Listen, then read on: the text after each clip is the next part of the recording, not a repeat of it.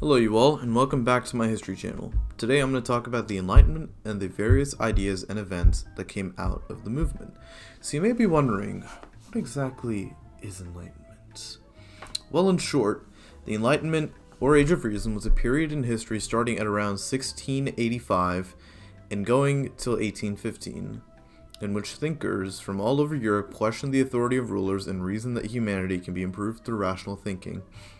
A lot of writing was published during this time, and thanks to our good friend the printing press, that writing was spread far and wide. It can also be said that the Enlightenment influenced the American Revolution, and our founding fathers got their ideas of life, liberty, and the pursuit of happiness directly from the ideas of the Enlightenment.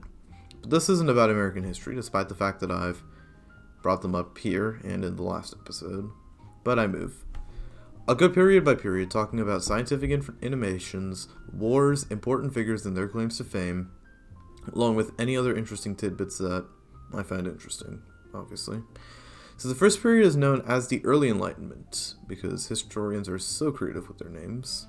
This period can be traced back to England in the 1680s, with some of the works that got published being Newton's Principia Mathematica, which is a book that really set the groundwork for advancements in physics and calculus, along with other similar topics, but I'm not going to go too in depth because I barely understand the book itself. Another important work was published during this time that had to do more with social life in the field of epistemology, or knowledge, in Locke's An Essay Concerning Human Understanding, which argues that people are born with a blank mind to be molded into something more useful. Locke also influenced founders such as Jefferson, and the Declaration of Independence is a great example of Lockean, or Lockeansian, thinking and ideology, which imparts the idea of a social contract, a limited government, natural rights, rights to property, and so on and so forth. Going back in time a bit, I think it's important to enlighten you about Hobbes. That's a bad joke. Hobbes wrote in his flagship book, Leviathan, that people should transfer their liberty to a sovereign, a king, or a dictator, but dictators weren't really a thing back then, in return for safety and well-being. In essence, Locke wanted a limited form of government, say a democracy like the US, and Hobbes preferred a more absolutist state, like any of the other non-English monarchies. I'll get to the philosophy of ruling called enlightened absolutism, but as the first enlightened monarchs appeared later, they'll come later. Moving on to more science, because politics is so fun. Many advancements were also made in astronomy and maths. Figures included Johannes Kepler, who theorized that planets moved in ellipses, Galileo, who improved the telescope and was credited with finding the aptly named Galilean moons of Jupiter, and Gottfried Leibniz, who was my favorite because he independently invented calculus. Shifting gears, let's move on to the High Enlightenment. If the Early Enlightenment was more concentrated in England, this section was bred in France. The famed French philosophers came from this period and included thinkers such as Voltaire, Rousseau, Montesquieu, and Diderot. Voltaire advocated for freedom of speech and religion, along with the separation of church and state, ideas echoed in the Constitution. Rousseau was concerned primarily with making sure that people didn't start to bow down to tyranny and preserve their own freedom. All of these thinkers were concerned with individual freedoms and individualism. Montesquieu was the primary theorist of separation of powers, which of course is the idea that government should be split into multiple branches to prevent an overreach by one branch, much like the United States government. And Diderot authored perhaps the most influential text from the High Enlightenment, the Encyclopédie. It contained much of the same information that you'd expect to find in an encyclopedia today, and it served as a major reference point for many scholars and intellectuals in its time. Moving on, I'd like to talk about the type of ruler that emerged from this era, the enlightened absolutist or enlightened despot, whichever is your cup of tea. These absolutists, like Frederick the Great of Prussia, Catherine the Great of Russia, and Joseph II of Austria, are great examples of enlightened absolutists in this time period. I will skip about them here. These rulers ruled with the absolute power of years past, but incorporated various Enlightenment-inspired reforms such as improving education, legal systems, religious tolerance, and health. They mixed the rationality of the Enlightenment with absolute rule. Enough about an iron rule. Let's move on to an event that's definitely not characterized by iron fists, more like iron blades. That's right, it's the French Revolution, started in 1789 and culminated in 1799 with the rise of Napoleon. The French Revolution took inspiration from the ideas of the Enlightenment and turned them into something real. It's important to know the causes of the French Revolution before we jump headlong into talking about it. France was in a stupendous amount of debt, caused by financing years of war such as the American Revolution and the 7 Years' War. Coupled with years of bad harvests and rising taxes for the poor only, it makes for, let's say, a tense situation. So in May of 1789, Louis XVI called for the Estates Generales for the first time since 1614, a sort of parliament made up of the 3 classes or estates of French society. The clergy, which is the first estate, the nobility, which is the second estate, and everyone else, which is the third estate. Each estate was granted 1 vote, which obviously affected the third estate the most, as they were constantly being overruled by the first and second estates. So the third estate decided that the only logical course of action would be to split from the rest of the Estates General and form their own assembly, the National Assembly. They intended to run the country on their own terms, with or without the support of the king. The Tennis Court Oath was taken on June 2nd, 1789 in order to bind the representatives of the National Assembly together in opposition and assert that political power is derived from the people.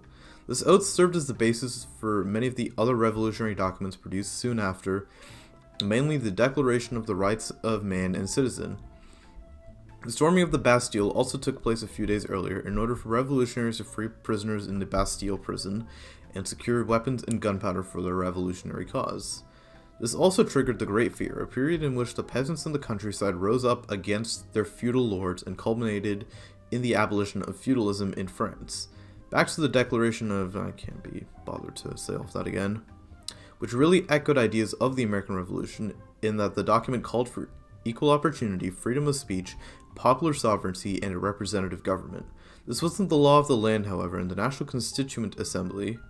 Also, a quick aside note, the names of the governing body change a lot during these times. I'll do my best to emphasize each new name when I come across any sort of major action. So, the National Constituent Assembly drafted a new constitution and adopted it on February 3rd, 1791. The document instituted a constitutional monarchy in which the king had veto power and the ability to appoint ministers, which went over just as well as you'd think with the radical Jacobin Club, headed by Maximilien Robespierre. We'll talk about more as he plays a bigger role in the next stage of the revolution. Now, amidst all this chaos, the new Legislative Assembly thought it best to introduce even more disorder and panic into France by declaring war on not one, but 2 nations, Prussia and Austria.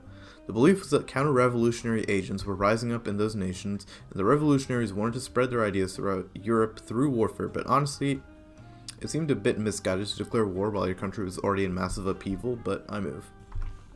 This triggered a new wave of unrest in Paris, in which extremists led by the Jacobins stormed the palace and arrested the king. Paris was painted blood red by clashes between insurrectionists and counter-revolutionaries. All the while, the Legislative Assembly was replaced by the National Convention, which finally did away with the monarchy and established the First French Republic. For context, today France is in its 5th republic. To top it all off, King Louis XVI was executed on January of 1793 by means of the guillotine, which is essentially a iron blade that crashes down on someone's neck, decapitating them. It's gory. The convention was divided between the moderate Girondins and the aforementioned radical Jacobin Club. The Jacobins seized power in June of 1793 and instituted a series of more radical measures, including the adoption of a new calendar, which is, I think, 10 weeks and 10 months in a year, and the abolition of Christianity, which went over extremely well with the more religious rural population. The Jacobins also unleashed the dreaded Reign of Terror, in which Robespierre turned the guillotine on the populace and massacred thousands until his execution in July of 1794, fittingly by means of the guillotine. Robespierre and his, to put it lightly, harsh Committee of Public Safety was revolted against by the people in the Thermidorian reaction. So Thermidor was a month in the new calendar, the new revolutionary calendar, which paved the way for the Directory, the final government before Napoleon's uprising. The Directory was a 5-man group appointed by Parliament, which was created by a new Girondin constitution.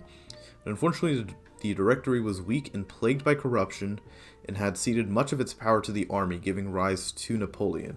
Napoleon staged a coup d'etat and proclaimed himself the first consul, and so began the Napoleonic era of history. Now, back to when I talked about the 7 Years' War, I feel it was an important war to know in the grand scheme of history, and I didn't really talk about it too much. The 7 Years' War was the first sort of world war in which battles were fought on multiple fronts, including America, Europe, and Asia.